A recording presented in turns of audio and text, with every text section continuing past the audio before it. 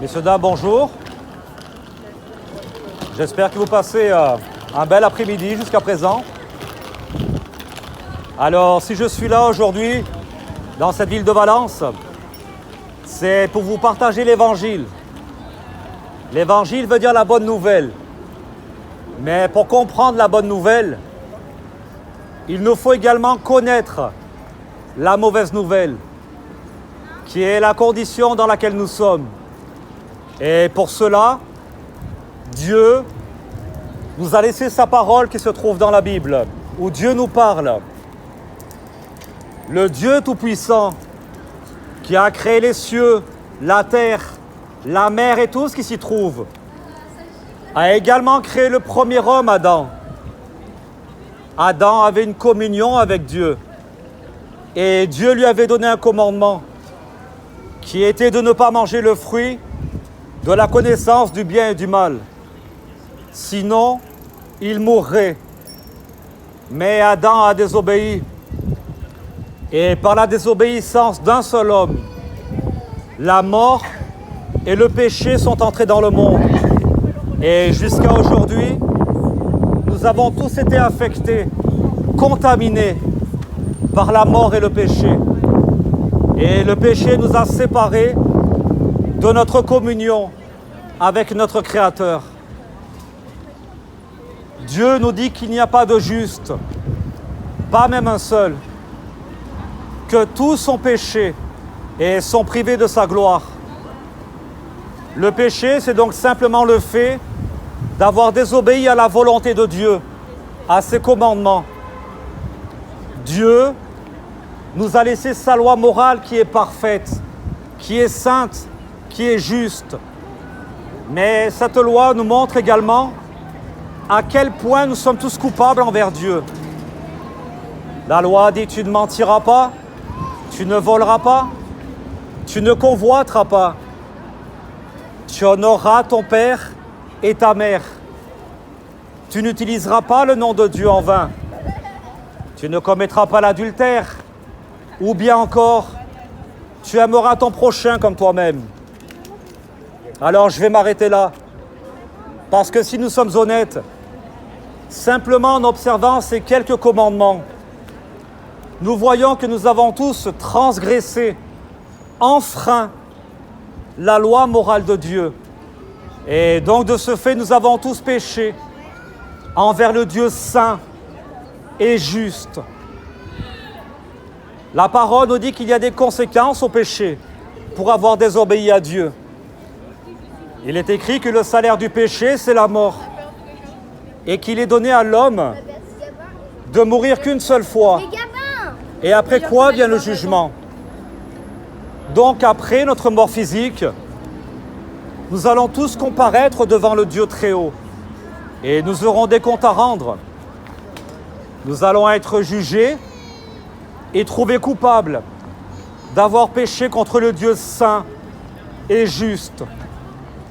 Et la condamnation qui nous attend, que nous méritons, c'est d'être séparés de la grâce et de l'amour de Dieu pour l'éternité, dans ce lieu qu'on appelle l'étang de feu et de soufre, qui est un lieu où le feu ne s'éteint pas, où il y aura des pleurs, des regrets et des grincements de dents, là où les vers ne meurent jamais. Alors je vous l'accorde, ce n'est pas une très bonne nouvelle, mais c'est la condition dans laquelle nous sommes, séparés de Dieu et condamnés pour avoir péché contre le Dieu très haut. Mais maintenant, voici l'Évangile, voici la bonne nouvelle. Dieu est saint, Dieu est juste, Dieu est amour. Et pour satisfaire sa justice envers nous et nous sauver du châtiment éternel, Dieu a envoyé son Fils unique, Jésus-Christ, qui est devenu un homme et a vécu une vie parfaite, sans jamais pécher. Et vers l'âge de 33 ans, Jésus-Christ a donné sa vie en sacrifice à la croix, en portant nos péchés, afin de nous sauver de la juste colère de Dieu à venir.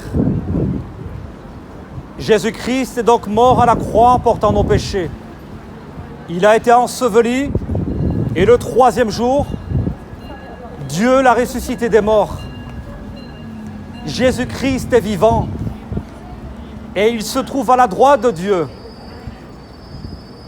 Alors que faut-il faire pour être sauvé? Eh bien tout simplement, crois au Seigneur Jésus et tu seras sauvé. Crois que Jésus-Christ est mort pour tes péchés, qu'il a été enseveli et qu'il est ressuscité des morts. Jésus a dit, en vérité, je vous le dis, celui qui croit en moi a la vie éternelle.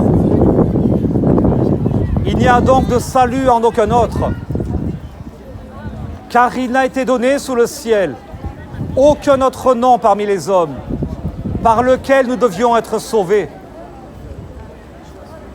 Alors, si tu confesses de ta bouche Jésus-Christ Seigneur, et si tu crois dans ton cœur que Dieu l'a ressuscité des morts, tu seras sauvé. Quiconque fera appel au nom du Seigneur Jésus-Christ sera sauvé. Oui, car Dieu a tant aimé le monde qu'il a donné son Fils unique, afin que quiconque croit en lui ne périsse pas, mais qu'il ait la vie éternelle. Dieu n'a pas envoyé son Fils dans le monde pour condamner le monde, mais pour que le monde soit sauvé par lui. Celui qui croit en lui n'est pas condamné, mais celui qui ne croit pas est déjà condamné, car il n'a pas cru au nom du Fils unique de Dieu. Celui qui croit au Fils de Dieu a la vie éternelle, mais celui qui ne croit pas ne verra pas la vie, mais la colère de Dieu demeure sur lui.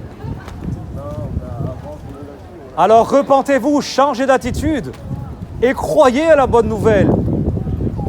Nous pouvons être réconciliés avec le Dieu Tout-Puissant, le Dieu de l'univers, par le moyen de la foi en son Fils unique, Jésus-Christ. Dieu veut que tous les hommes soient sauvés et parviennent à la connaissance de la vérité. Jésus a dit, « Je suis le chemin, la vérité et la vie.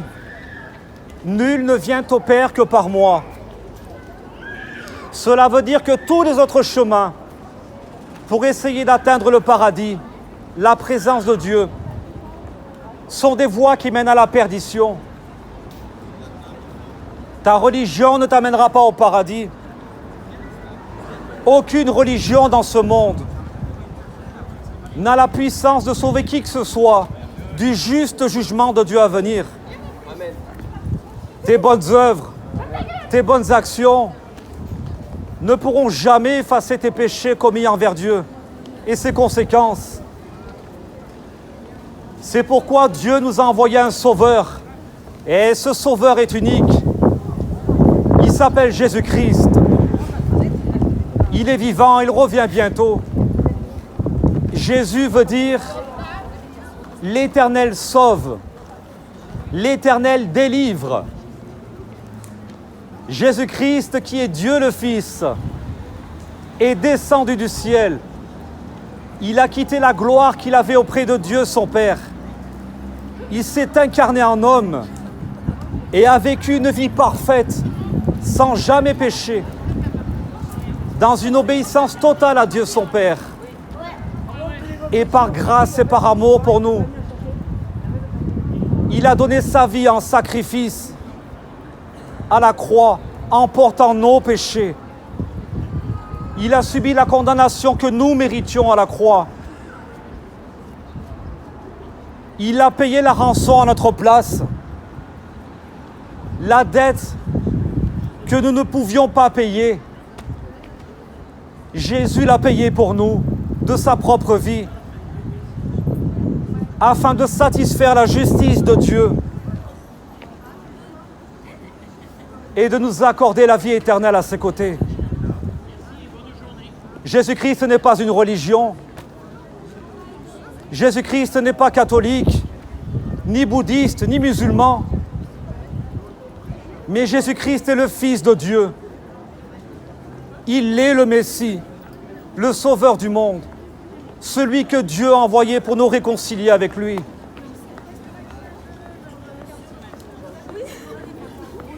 Dieu est saint et aucun pécheur ne pourra rentrer dans son royaume, dans sa présence.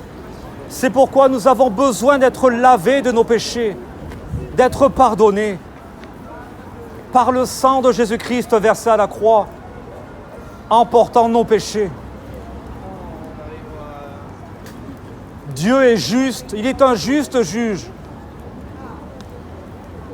Et il ne laissera pas le mal et le péché impunis. C'est pourquoi il a envoyé son propre Fils, Jésus-Christ, afin de condamner le péché dans la chair. Dieu est amour.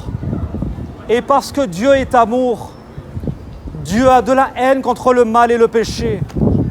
Dieu en horreur le mal et le péché, il ne peut pas le voir. C'est la conséquence de ce qu'il est, un Dieu amour. Dieu est lumière, et il n'y a point de ténèbres en lui. Jésus a dit, « Je suis la lumière du monde. Celui qui me suit ne marchera pas dans les ténèbres, mais il aura la lumière de la vie. » Dieu t'appelle à la vie, et la vie se trouve en son Fils unique, en Jésus-Christ. Celui qui a le Fils a la vie, mais celui qui n'a pas le Fils de Dieu n'a pas la vie. Jésus a dit encore, « Je suis la résurrection et la vie. Celui qui croit en moi vivra, même s'il meurt. Et quiconque vit et croit en moi ne mourra jamais. » Quelle belle promesse nous avons. Dieu t'appelle, il n'est pas encore trop tard. Sa grâce est encore disponible.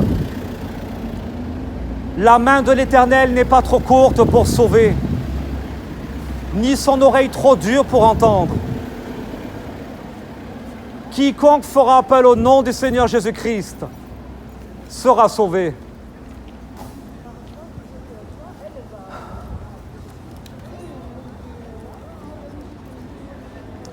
Alors que servirait-il à un homme d'avoir toutes les richesses de ce monde s'il venait à perdre son âme? Ce monde actuel passera avec toutes ses richesses, ses passions et ses convoitises. Jésus a dit, « Le ciel et la terre passeront, mais mes paroles ne passeront pas. Si vous ne croyez pas ce que je suis, vous mourrez dans vos péchés. » Ce n'est pas une blague. Le ciel est réel, le paradis est réel, mais l'enfer l'est également.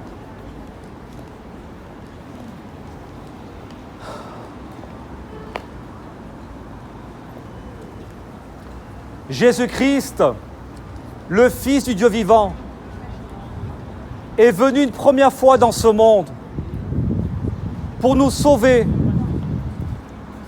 de la juste colère de Dieu à venir, mais il reviendra une seconde fois pour établir son royaume pour ceux qui l'attendent et pour juger les morts et les vivants.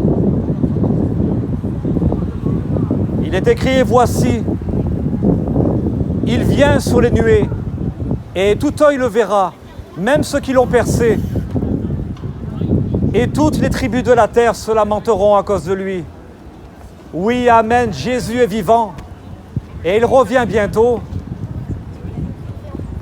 Tout genou fléchira et toute langue confessera Jésus-Christ Seigneur, à la gloire de Dieu le Père.